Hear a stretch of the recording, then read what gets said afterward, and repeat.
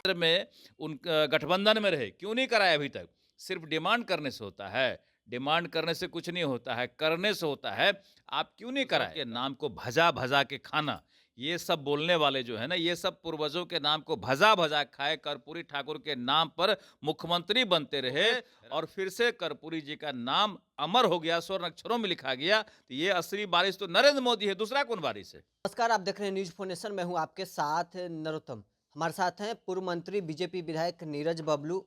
जिस प्रकार से कर्पूरी ठाकुर को जब आप लोग भारत रत्न दे रहे हैं, उस पर लगातार बयानबाजी हो रही है।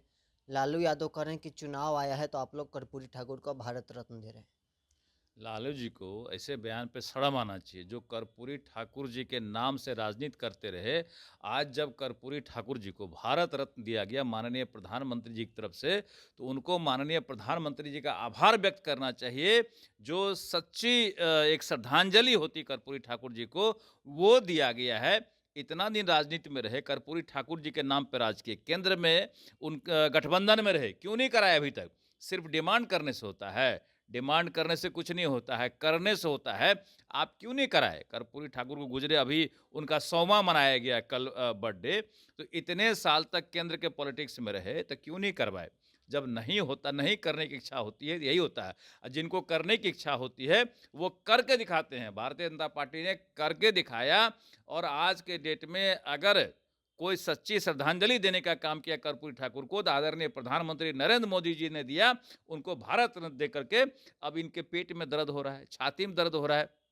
माननीय प्रधानमंत्री जी लगातार गरीबों का सेवा, पिछड़ों का सेवा, दलितों का सेवा वो करते आ रहे हैं और जहां भी जो मौका मिलता है पिछड़ों के लिए, दलितों के लिए करने का, उसमें करने में कभी नहीं चूकते हैं। उसका सबसे बड़ा उदाहरण है कि कर्पूरी ठाकुर जी को भारत रत्न दे करके उन्होंने इतिहास रचने का काम किया है।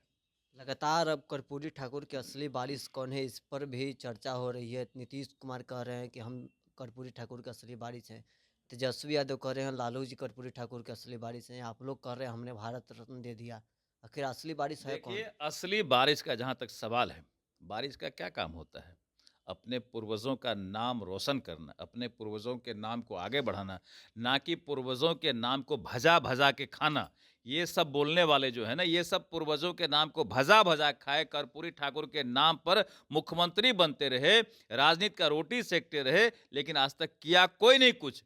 अगर उनका असली वारिस है तो वो नरेंद्र मोदी जी हैं, जिन्होंने उनको स्थापित करने का काम किया, भारत रत्न दे करके पूरे देश नहीं दुनिया में एक संदेश देने का काम किया कि एक गरीब का बेटा, एक पिछड़ा का बेटा अगर मुख्यमंत्री बन के अपना सेवा करता है, सच्ची सेवा करता है, तो उनको भारत रत्न देना चाहिए और भारत रत्न दे करके ऐतिहासिक पुरुष हो गए और फिर से कर्पूरी जी का नाम अमर हो गया, स्वर्ण अक्षरों में लिखा गया। तो ये असली वारिस तो नरेंद्र मोदी है, दूसरा कौन वारिस है?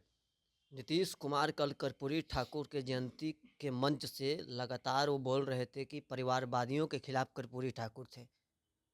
बिल्कुल सच्ची सही बात बोले हैं कि कर्पूरी ठाकुर जी ने कभी अपने परिवार का ध्यान नहीं दिया, कभी परिवार पर अपना काम, परिवार के लिए अपना काम नहीं किया। तो सही में सच्चे वारिस थे। जिस तरह से माननीय प्रधानमंत्री जी अपने परिवार का ध्यान नहीं रखते हैं, पूरे देश का ध्यान रखते हैं, पूरा देश उनका परिवार था, तो उसी हिसाब से कर्पूरी जी किए थे। तो सच्चे वारिस तो सही माने में मोदी जी हो गए और मोदी जी ही उनके सच्चे अनुयायी हैं, जो पूरे देश को अपना परिवार मानते हैं। नीतीश कुमार सॉफ्ट कॉर्नर आप लोग का है नीतीश कुमार के लिए। नीतीश कुमार आप कल पूरे मंच से नीतीश कुमार बीजेपी के खिलाफ एक शब्द नहीं बोले।